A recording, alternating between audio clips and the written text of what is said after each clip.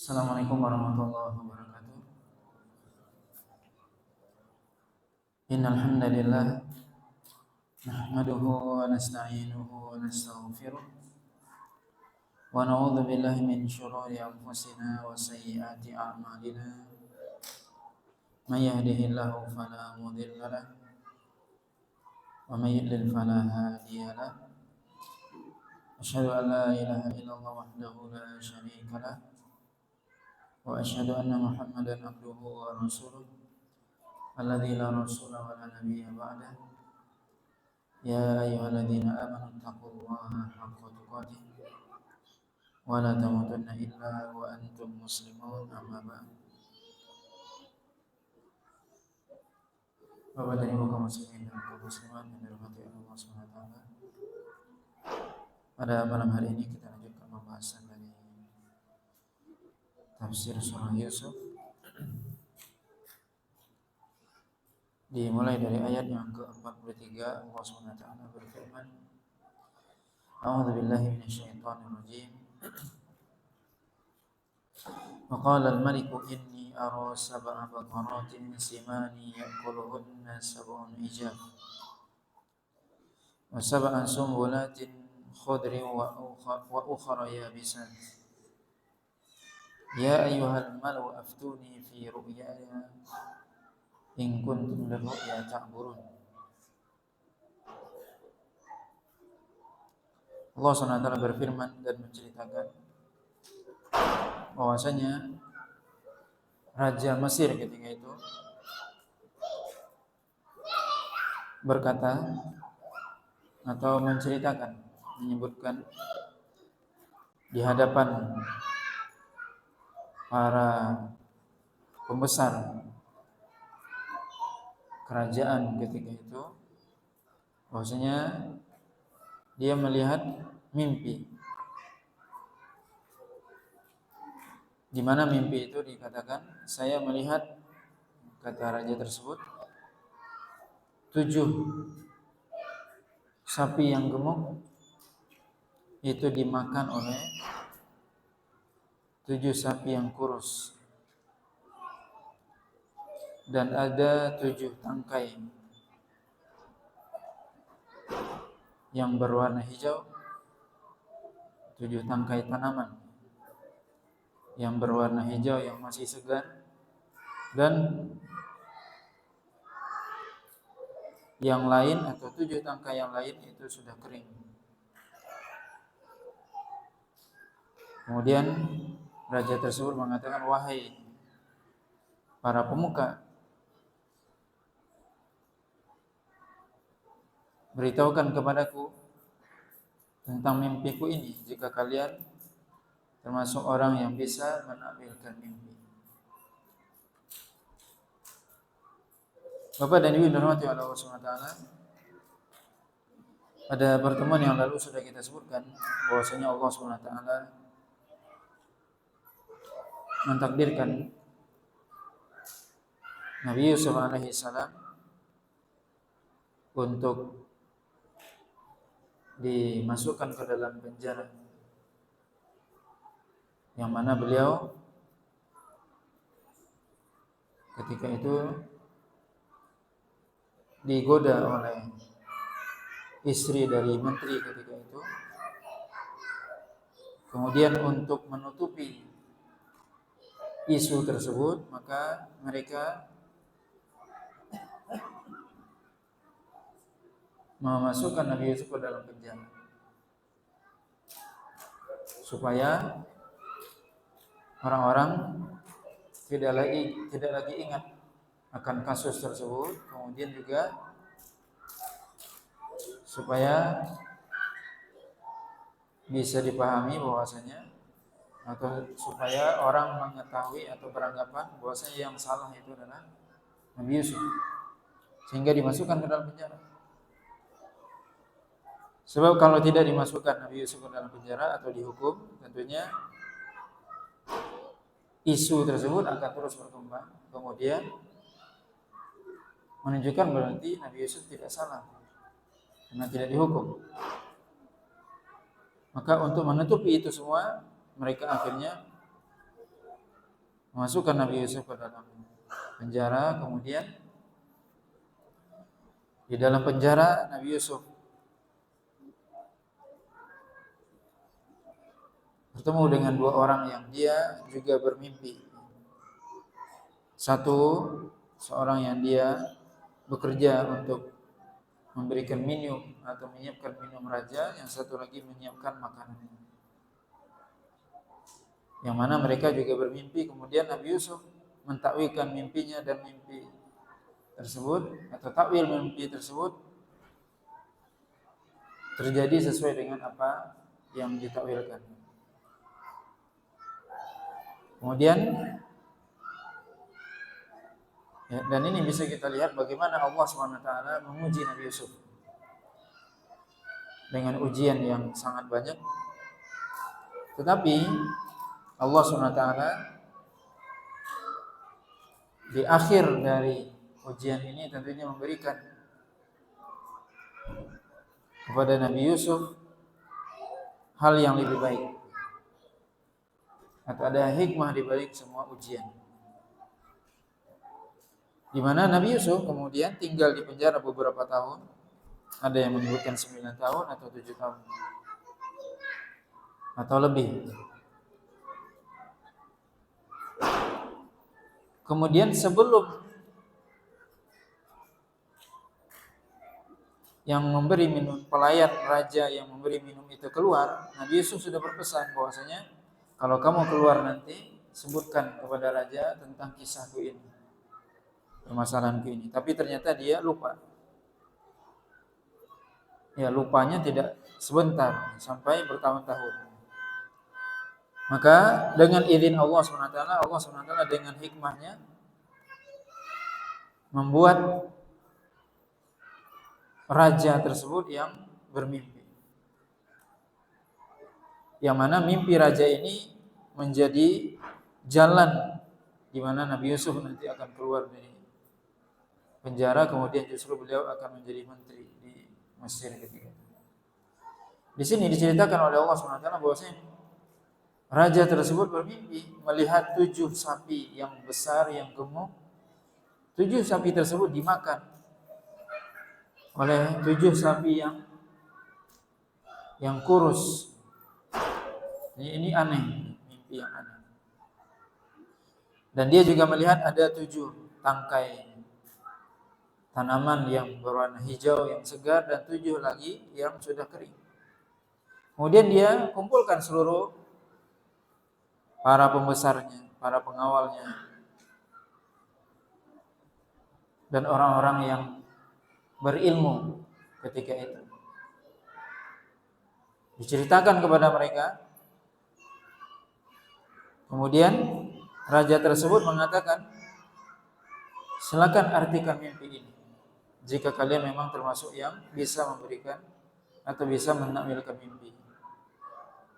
Apa jawaban mereka? Qalu adghathu ahlamin wa ma nahnu bi ta'wilil ahlam bi alimin. Mereka mengatakan ini hanya adghathu ahlamin, artinya mimpi, ya hanya mimpi biasa, hanya bunga tidur, kalau bahasa kita bunga tidur, mimpi biasa. Jadi mereka mengatakan, qalu adghathu ahlam, ini hanya bunga tidur saja. Wa ma nahnu bi ta'wilil ahlami bi alimin, dan kami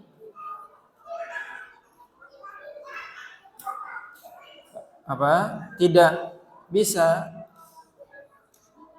atau kami tidak menakwilkan sesuatu yang itu hanya bunga tidur. Jadi mereka, para pembesar ini mengatakan,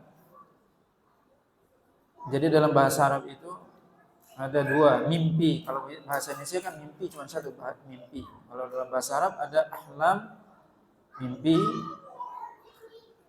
atau bunga tidur itu, ada ru'ya. Ru'ya itu mimpi yang beneran, mimpi yang ada artinya. Nah, dalam bahasa Indonesia kan mimpi saja. Mereka mengatakan apa? Raja tersebut mengatakan tadi, in kuntum lirru'ya, saya melihat ini mimpi yang benar. Karena ini adalah suatu hal yang sangat jelas seolah-olah. Maka raja tersebut yang merasa bahwasanya mimpinya ini benar. Beneran. Sedangkan mereka mengatakan itu cuma bunga tidur saja dan kami nggak bisa kami nggak menakwilkan bunga tidur. Jadi di sini bisa kita lihat bagaimana para pembesar ini, tokoh di zaman itu, kata para ulama, mereka memang sebenarnya mereka tidak punya ilmu tentang mentakwilkan mimpi, mengartikan mimpi. Tapi untuk menutupi ketidaktahuan itu, mereka mengatakan cuma bunga tidur aja. Kalau bunga tidur kami tidak bisa menampilkan. Kalau yang mimpi benaran baru bisa. Nah, kata dia. Padahal raja sendiri merasa bahwasanya itu mimpinya benar. Ru'ya, bukan adghathu ahlami. Ini menunjukkan bahwasanya ya mereka sebenarnya bodoh, ya, tidak tahu, tapi untuk menutupi kebodohan mereka merasa ya itu bodoh tapi merasa pintar. Ini mereka sebenarnya bodoh, nggak tahu.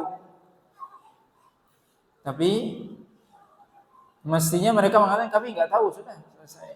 Harusnya seperti itu. Tapi mereka justru mengatakan, mengklaim, wah itu cuma bunga tidur aja itu. Kalau bunga tidur kami nggak bisa mentakwilkan. Kalau mimpi benaran baru bisa. Nah ini kebodohan orang, dalam istilah para ulama jahil murakkab. Orang yang dia bodoh tapi dia tidak tahu bahwasanya dia bodoh. Bodoh tapi sok pintar. Ini ada orang seperti itu. Dia tidak tahu, mestinya dia mengatakan, saya nggak tahu, sudah selesai. Mestinya seperti itu. Tapi dia justru mengklaim bahwasanya dia itu pintar sebenarnya. Kata dia. Padahal dia tidak paham. Maka kemudian dia menuduh, wah ini yang justru nggak benar.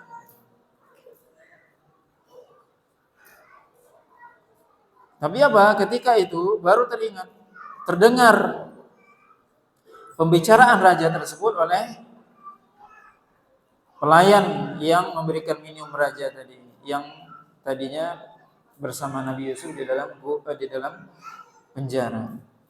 Wa qala alladhi naja minhuma waddakara ba'da ummatin ana unabbiukum bita'wilihi fa arsilun. Dan berkatalah orang yang dia telah selamat dari keduanya, di antara keduanya, maksudnya selamat dari tuduhan yang mereka berdua ini masuk ke dalam penjara dituduh meracuni raja. Antara yang memberi minum atau yang beri makan. Maka yang selamat adalah yang memberi minum. Maka orang yang selamat dari kedua orang tersebut, kedua pelayan tersebut, salah seorang yaitu orang yang memberi minum tadi, waddakar artinya teringat. Kemudian dia teringat ba'da ummatin. Ummah di sini artinya adalah ba'da muddah, setelah waktu yang lama. Dan orang pelayan yang memberikan minum tadi ingat setelah waktu yang lama. Ba'da ummah itu artinya dalam Al-Quran ada beberapa makna artinya. Di antaranya adalah ummah artinya waktu. Dalam Al-Quran ada beberapa makna, ada 4 makna kata ummah itu dalam Al-Quran. Salah satunya adalah ummah artinya adalah waktu, ba'da muddah. Juga ummah diartikan sekelompok orang, ummatun. Juga diartikan agama. Maka di sini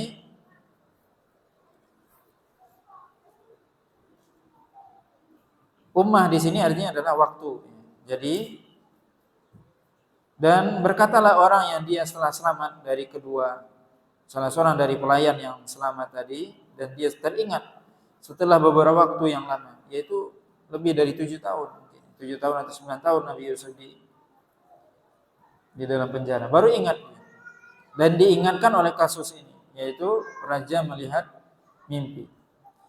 Apa dia bilang? Ana unabbiukum bi ta'wilihi fa arsilun. Aku akan memberitahukan kepada kalian takwilnya atau arti dari mimpi tersebut, maka utuslah aku kepada Yusuf yang ada di dalam penjara. Kemudian tentunya kemudian dia diutus, kemudian ketika sampai di penjara dia langsung mengatakan, Yusuf ayyuhas siddiq aftina fi sab'i baqaratin simani ya'kuluhunna sab'un ijab wa sab'i sumbulatin khudrin wa ukhra yabisat la'alli arji'u ila an-nasi la'allahum ya'lamun. Yusuf, wahai orang yang jujur, orang yang benar, artikan bagi kami 7 sapi yang gemuk yang dimakan oleh 7 sapi yang kurus dan 7 tangkai yang berwarna hijau dan yang lainnya yang kering. Semoga aku bisa kembali kepada manusia sehingga mereka mengetahui. Semoga mereka mengetahui apa? Ada 2 makna disebutkan para ulama. Semoga mereka mengetahui arti dari mimpi itu sendiri. Yang kedua, sehingga mereka mengetahui keutamaan engkau, karena engkau bisa menakwilkan mimpi.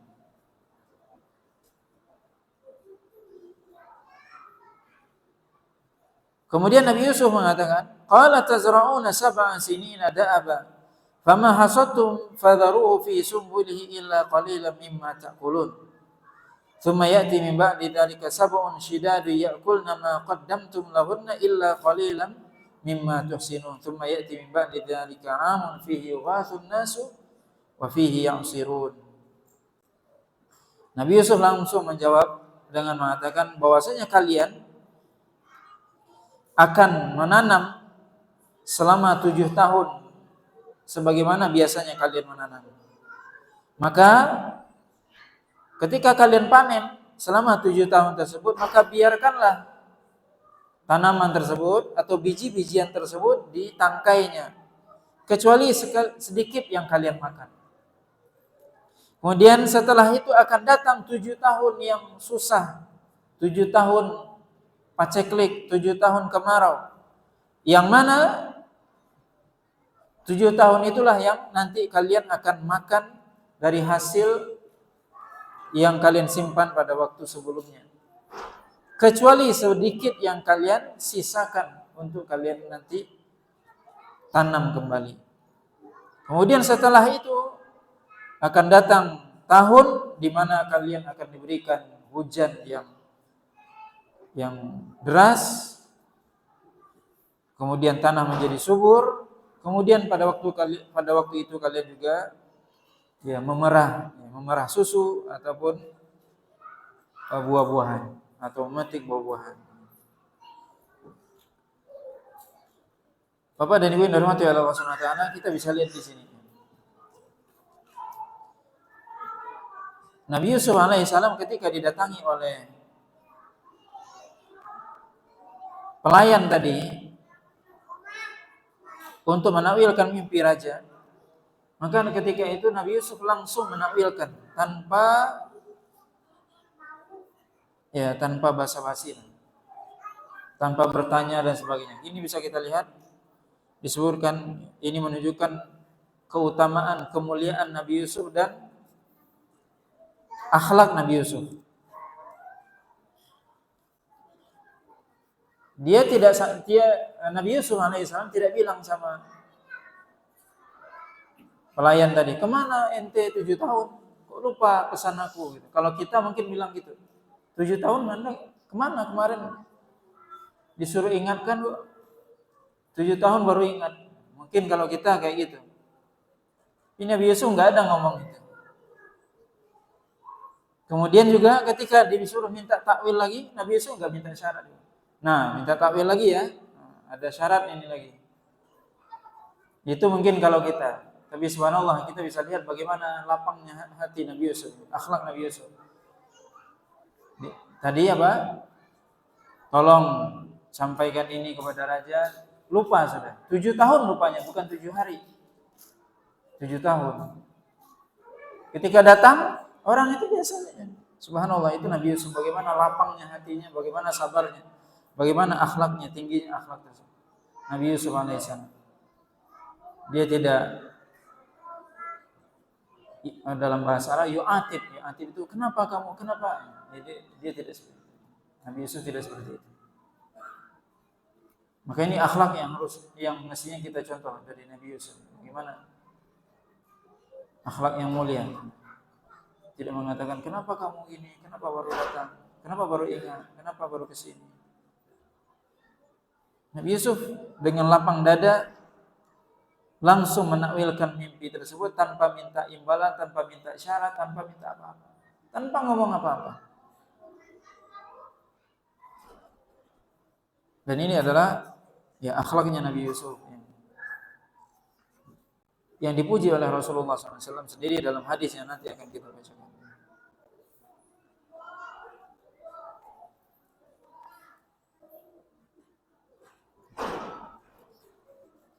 Maka kemudian ya dalam hadis sebenarnya disebutkan, dalam hadis Nabi SAW sebenarnya beliau mengatakan bagaimana kesabaran Nabi Yusuf.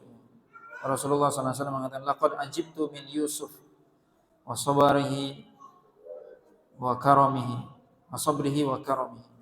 Sungguh aku kagum kepada Nabi Yusuf, kesabarannya dan kemuliaannya. Bagaimana beliau ketika ditanya tentang mimpi tersebut, maka beliau langsung menjawab. Itu sabda Nabi SAW. Nah, di sini bisa kita lihat bagaimana pelayan tadi kemudian menyampaikan takwil mimpi tersebut kepada raja. Apa kemudian yang dikatakan oleh raja tersebut?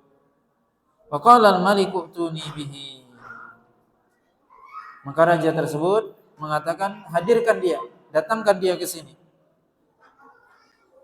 Falamma ja'ahu ar-rasul qala irji' ila rabbik fas'alhu ma balun niswati allati qata'na aydiyahun inna rabbi bikaidihinna alim. Nabi Yusuf ya diminta oleh raja ketika itu, datangkan Yusuf ke sini karena dia telah menakwilkan mimpi. Dan padahal apa? Seluruh para penasehat raja, para tokoh kerajaan itu enggak ada yang bisa menakwilkan mimpi. Hanya Nabi Yusuf yang bisa. Maka raja itu kemudian apa? Kagum kepada Nabi Yusuf dan mengatakan apa? Datangkan dia ke sini. Keluarkan dia dari penjara. Yang mana Nabi sendiri mengatakan kalau seandainya aku sebagai Nabi Yusuf ketika itu aku akan segera keluar. Karena raja minta. Itu bentuk tawaduknya Nabi tentunya ketika menyampaikan ayat ini. Tapi apa bisa kita lihat bagaimana Nabi Yusuf ketika itu tidak langsung keluar, tapi justru ketika datang kepada Nabi Yusuf utusan raja untuk menyuruh Nabi Yusuf keluar dari penjara, justru Nabi Yusuf mengatakan apa? Irji' ila rabbik, kembalilah kepada Tuhanmu. Kepada raja maksudnya. Maka tanyakan kepada dia, apa gerangan? Ada apa gerangan dengan para wanita yang mereka memotong atau melukai tangan-tangan mereka? Yang pernah terjadi di zaman dahulu. Inna rabbi bikaidihinna alim. Sesungguhnya Rabbku mengetahui akan tipu muslihat mereka. Maka kemudian apa? Raja kemudian mengumpulkan para wanita tersebut. Qala ma khatbukunna idh rawattunna Yusuf an nafsi. Qulna hasya lillahi ma alimna alaihi min su'. Qalat imra'atul aziz al-ana hashasal haqq. Ana rawatuhu an nafsihi wa innahu laminas shadiqin. Maka kemudian raja, jadi Nabi Yusuf ketika diminta keluar tidak mau langsung keluar. Tapi beliau ingin agar raja mengetahui bahwasanya beliau ini dimasukkan ke dalam penjara dengan tuduhan yang tidak benar. Maka beliau ingin membebaskan dirinya dari tuduhan tersebut. Maka tidak serta-merta keluar. Kata Nabi Yusuf, tanyakan kepada raja. Suruh raja bertanya kepada wanita-wanita yang mereka memotong atau melukai tangan-tangan mereka dahulu. Sesungguhnya Allah Maha mengetahui terhadap tipu muslihat mereka. Kemudian raja tadi mengumpulkan para wanita tersebut. Kemudian raja berkata, bagaimana menurut kalian ketika kalian menggoda Yusuf terhadap dirinya? Apa kata mereka? Qulna hasya lillah. Ma'adzallah, artinya Maha suci Allah, atau kami berlindung kepada Allah. Ma'alimna alaihi min su. Kami tidak tahu sesuatu yang buruk dari dia. Artinya kami tidak tahu keburukan dari Nabi Yusuf. Artinya apa? Nabi Yusuf orang baik. Kami tidak tahu sedikit pun keburukan yang ada pada dia. Artinya Nabi Yusuf tidak ada keburukan bagi dia. Maka ketika itulah baru apa?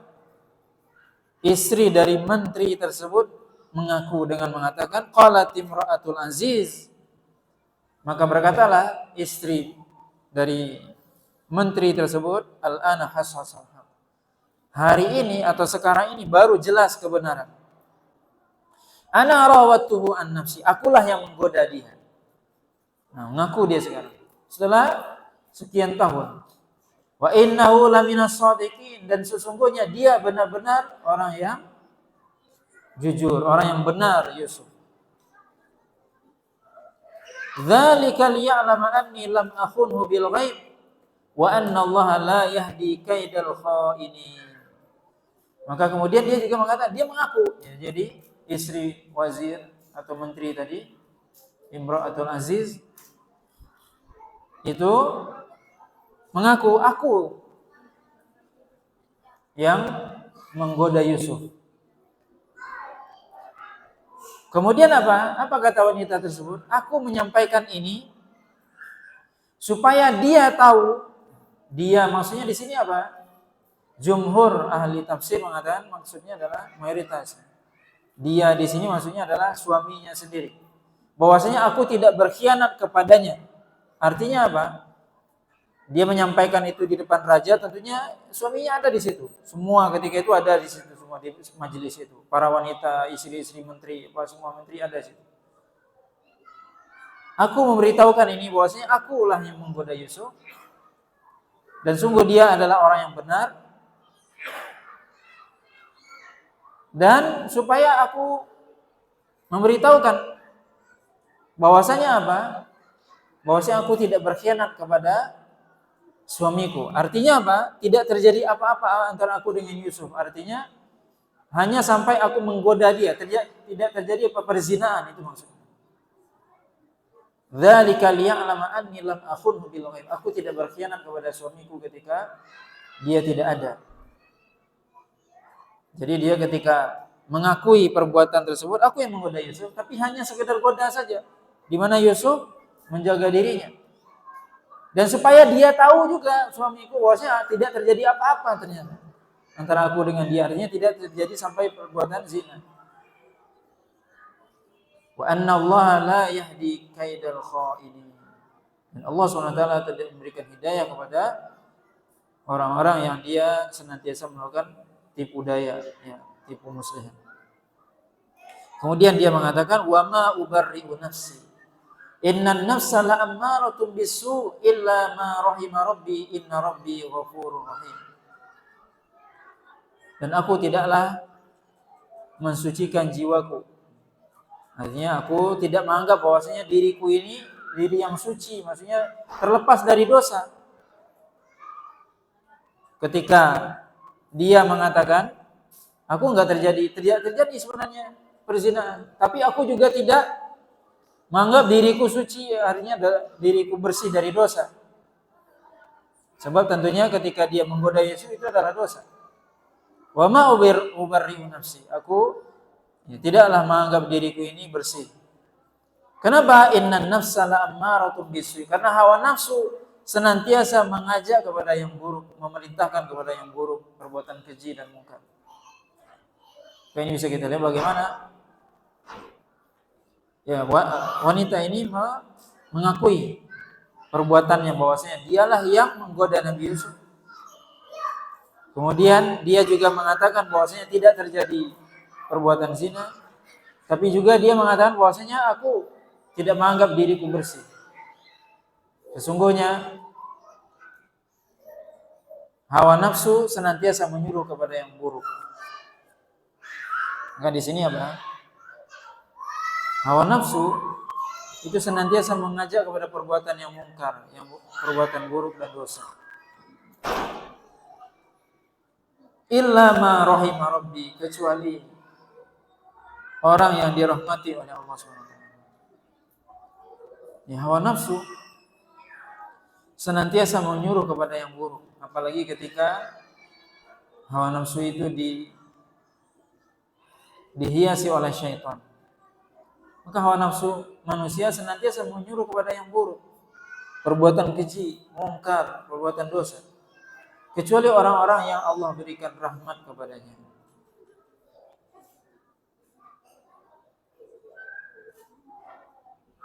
Inna Rabbi Ghafurur Rahim, sesungguhnya Rabbku Maha Pengampun lagi Maha Penyayang.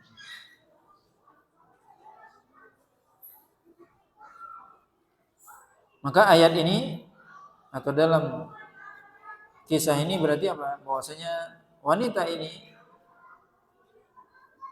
mengaku bahwasanya Nabi Yusuf tidak bersalah, mengaku bahwasanya Nabi Yusuf lah yang benar, dan dia sendiri mengakui perbuatannya bahwasanya dia yang menggoda Nabi Yusuf. Tapi juga dia menyatakan, menjelaskan bahwasanya tidak terjadi perbuatan sampai perbuatan zina dengan Nabi Yusuf, dan dia berarti kata dia tidak berkhianat kepada suaminya ketika suaminya tidak ada. Tetapi di sini disebutkan bahwasanya ya hawa nafsu senantiasa menyuruh kepada keburukan. Ya, kecuali orang-orang yang dirahmati oleh Allah SWT. Maka ini adalah salah satu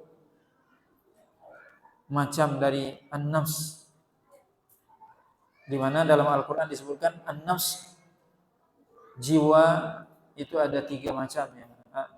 An-nafs ammaratun bisu, yaitu jiwa senantiasa menyuruh kepada yang buruk. Kemudian nafsul lawamah, yaitu nafs jiwa yang dia menyesali perbuatan buruk.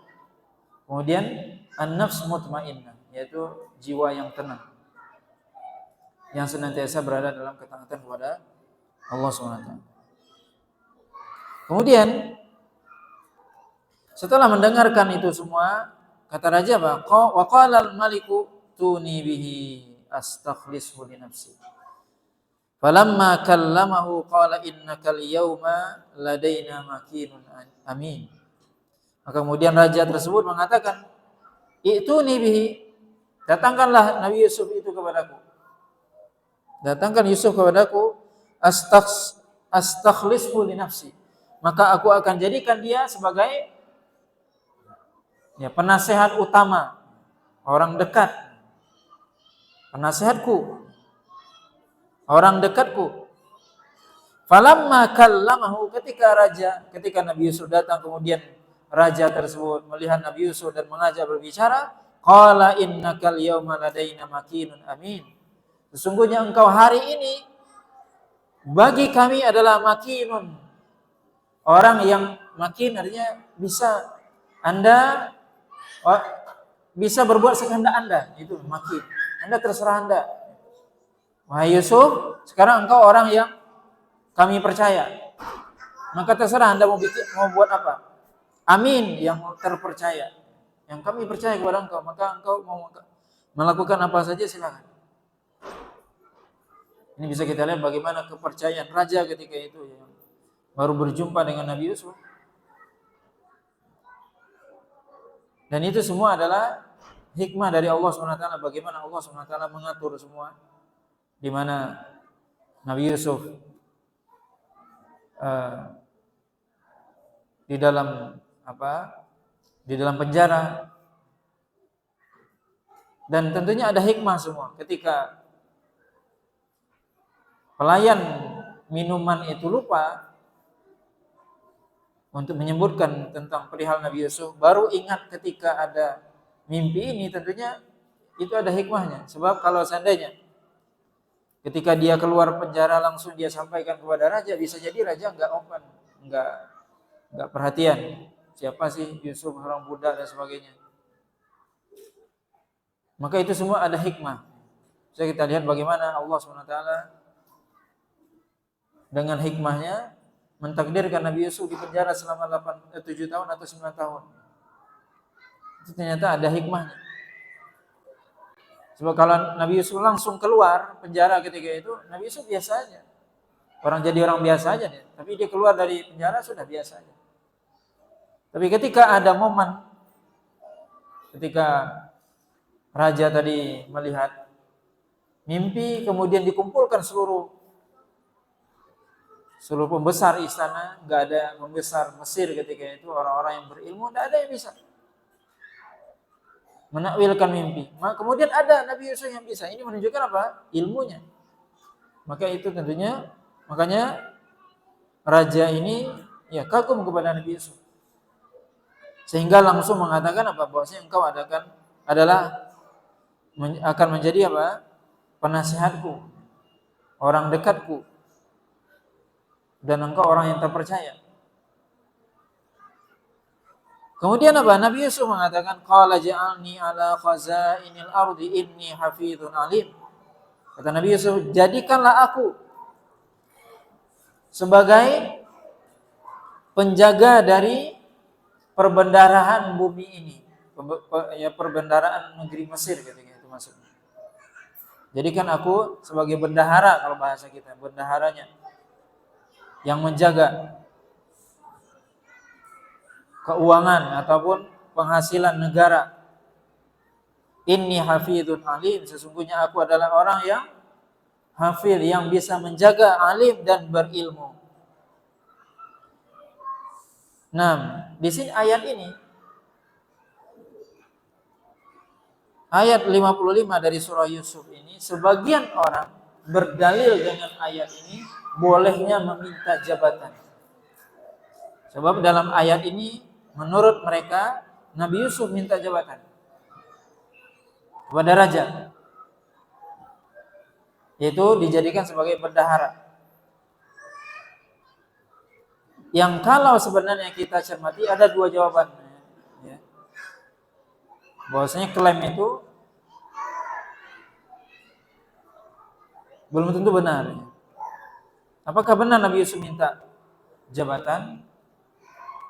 Kalau kita perhatikan ayat ini, Nabi Yusuf alaihissalam ketika menakwilkan mimpi, kemudian apa kata raja tersebut, kamu menjadi penasihatku, orang dekatku, kamu bisa melakukan apa saja. Makin, artinya silakan kamu melakukan apa. Engkau punya aman, punya terpercaya sudah. Artinya benar-benar raja itu mempercayai Nabi Yusuf. Maka kemudian Nabi Yusuf apa? Meminta kepada raja untuk dijadikan sebagai bendahara atau yang mengatur keuangan negeri Mesir ketika itu. Kenapa? Karena berkaitan dengan mimpi tersebut. Di mana mimpi tadi akan terjadi 7 tahun yang di situ, 7 tahun yang subur. Kemudian setelahnya 7 tahun paceklik, kemarau. Bagaimana mengatur ini semua? Nabi Yusuf yang menakwilkan, Nabi Yusuf yang tahu caranya. Maka di sini ya, para ulama menjelaskan bahwasanya sebenarnya Nabi Yusuf tidak meminta semata-mata jabatan, karena beliau sebenarnya sudah diberikan jabatan, yaitu engkau adalah orang dekatku. Cuman Nabi Yusuf di sini meminta pekerjaan yang profesi yang itu beliau sendiri, hanya beliau yang bisa melakukannya.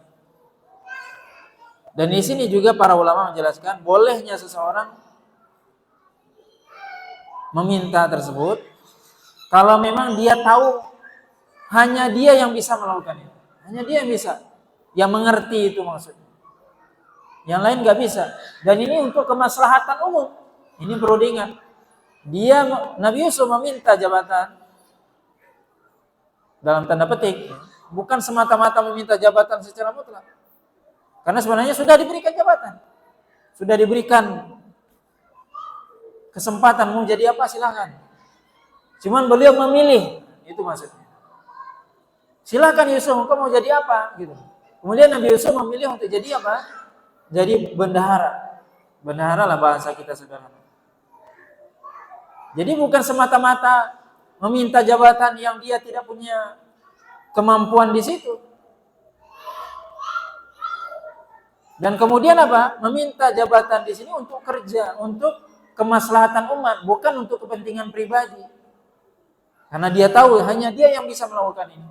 Dan dia sudah diberikan apa? Keleluasaan oleh raja. Silakan kamu mau jadi apa? Maka Nabi Yusuf hanya memilih sebenarnya jabatan. Bukan meminta dari, ya. Karena sudah diberikan, Nabi Yusuf sudah diberikan jabatan. Tapi disuruh apa? Memilih, ini jabatan buat kamu, mana kamu silakan. Mau apa gitu. Maka Nabi Yusuf apa ketika itu? Meminta untuk dijadikan bendahara Mesir. Maka ini yang perlu dipahami dengan baik. Bukan semata-mata meminta jabatan dan itu untuk kepentingan diri pribadi sendiri atau golongan, kemudian dia sendiri kadang tidak paham tentang pekerjaan itu. Hanya semata-mata ingin dapat jabatan. Naudzubillah, bukan itu maksudnya. Maka ini sangat beda sekali ya. Kalau kita lihat di sini. Maka tidak ada, ini ayat ini tidak bisa dijadikan dalil. Bahwasanya semata-mata ini apa? Boleh meminta jabatan. Seperti yang dipahami hari ini, orang-orang hari ini minta jabatan. Pilihlah aku gitu kan. Pilihlah aku besok ini. Pilihlah aku. Semata-mata. Padahal apa? Ya dia sendiri tidak paham atau tidak memiliki keahlian. Di sini Nabi Yusuf bukan meminta jabatan, beliau diberikan keleluasaan. Silakan kamu mau jadi apa? Makinun amin. Kamu ini sudah makin berkuasa, artinya memiliki keleluasaan. Silakan. Bisa berbuat sekehendakmu, mau jadi ini. Silakan. Maka Nabi Yusuf di sini apa? Memilih. Saya menjadi ini saja karena saya punya keahlian di situ. Maka di sini apa? Kemudian juga tadi apa? Ini tujuannya untuk kemaslahatan umat. Dan memang nggak ada orang yang bisa melakukannya selain Nabi Yusuf ketika itu. Karena yang bisa menakwilkan mimpi hanya Nabi Yusuf. Dan yang bisa melakukan itu Nabi Yusuf. Tentunya Nabi Yusuf yang akan tahu terjadi yang akan datang itu bagaimana hakikatnya. Karena Nabi Yusuf yang tahu takwilnya. Kalau diserahkan kepada yang lain, nggak paham dia. Karena dia tidak tahu hakikat mimpi itu. Maka ini yang perlu dipahami.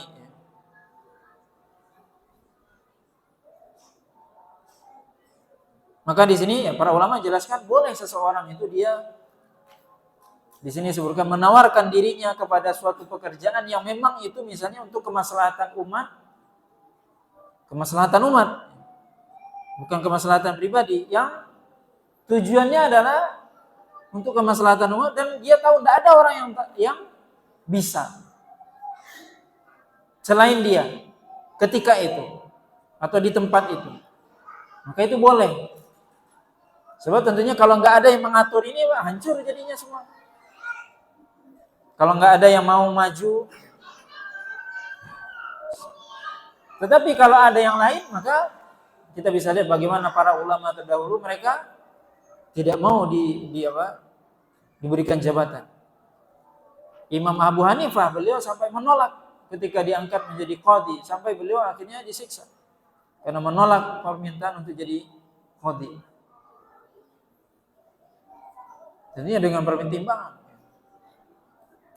Padahal beliau imam besar. Maka di sini apa? Ini yang pertama. Yang kedua, menurut sebagian para ulama apa? Kalau seandainya Anda memahami ini, bolehnya seorang meminta jabatan. Menurut sebagian para ulama, ini adalah syar'u man qablana. Ini ada di syariat umat terdahulu. Syariat Nabi Yusuf. Sedangkan di syariat kita justru dilarang oleh Nabi SAW. Ada seorang sahabat yang datang kepada Nabi SAW. Yaitu meminta kepada Nabi supaya diberikan pekerjaan. Wahai Rasul, engkau menyuruh si fulan untuk melakukan ini. Kenapa engkau tidak tunjuk saya? Kata Nabi, tentunya Nabi memiliki pertimbangan tentunya. Kenapa menunjuk si A tidak menunjuk si B? Kenapa Nabi menunjuk si A tidak menunjuk si B? Tentunya apa? Ada pertimbangan. Berarti si A itu punya potensi. Dia bisa. Si B nggak bisa. Makanya nggak ditunjuk. Nah, sahabat ini datang kepada Nabi. Wahai Rasul, kenapa si fulan ditunjuk? Saya nggak ditunjuk. Kata Nabi, siapa saja yang dia meminta suatu jabatan, maka dia tidak akan ditolong oleh Allah SWT. Tetapi siapa yang dia diberi jabatan tanpa dia minta, dia akan ditolong oleh Allah SWT untuk menunaikan jabatan tersebut. Nah ini, kalau kita minta, ya, berarti apa? Dia merasa dirinya hebat, berarti mampu. Dibiarkan sama Allah, tidak dibantu orang itu. Tapi ketika seorang diberi tanpa dia minta, maka dia akan dibantu. Begitu kata Nabi SAW. Jadi apa? Sebagian para ulama mengatakan, kalau seandainya ini dipahami meminta jabatan, kisah Nabi Yusuf ini apa? Ini syariat umat terdahulu. Syariat di zaman Nabi Yusuf. Di mana syariat Nabi Yusuf juga kita sebutkan sebelumnya dan yang akan datang bahwasanya boleh seseorang itu apa? Sujud sebagai penghormatan. Itu syariat Nabi Yusuf. Syariat kita nggak boleh. Sama di sini juga. Kalau ini dibolehkan, kalau ini dipahami secara benar-benar secara zahirnya Nabi Yusuf bahwasanya boleh seorang minta jabatan, yaitu syariatnya Nabi Yusuf. Ya semata-mata ya minta jabatan itu syariat Nabi Yusuf. Syariat kita enggak boleh, justru Nabi melarang seorang minta jabatan. Ya kecuali tadi kata para ulama apa? Ya, dimaknai dengan makna yang pertama tadi bahwasanya Nabi Yusuf tidak meminta jabatan, murni minta jabatan, tapi beliau diberi keleluasan. Silakan pilih mau jadi apa. Anda punya potensi di mana? Silakan isi posisi yang Anda rasa Anda mampu di situ. Ini penawaran berarti sebenarnya. Jadi Nabi Yusuf tidak meminta, tapi Nabi Yusuf ditawarkan, silakan Anda pilih yang mana gitu. Tidak murni meminta jabatan. Ini yang perlu dipahami, dan dua-duanya itu menjadi bantahan sebenarnya kepada orang yang mengatakan berdalil dengan ayat ini bolehnya meminta jabatan. Semata-mata boleh minta jabatan. Atau pilihlah saya. Apa dalil ini? Nabi Yusuf. Tidak ada Nabi Yusuf bilang pilihlah saya. Tapi apa? Jadikan saya ini kenapa? Karena sudah dapat tawaran. Kemudian Allah SWT melanjutkan wa kadzalika makkanna li Yusuf fil ardh yatabawwa'u minha haitsu yasha nusibu bi rahmatina man nasha wa la nudhi'u ajral muhsinin wa la ajrul akhirati khairul lil ladzina amanu wa kanu yattaqun. Allah SWT mengatakan, begitulah kami menjadikan Nabi Yusuf berkuasa di atas muka bumi, yaitu di negeri Mesir, di mana Nabi Yusuf bisa melakukan apa saja sesuai dengan apa yang dia kehendaki. Ketika beliau menjadi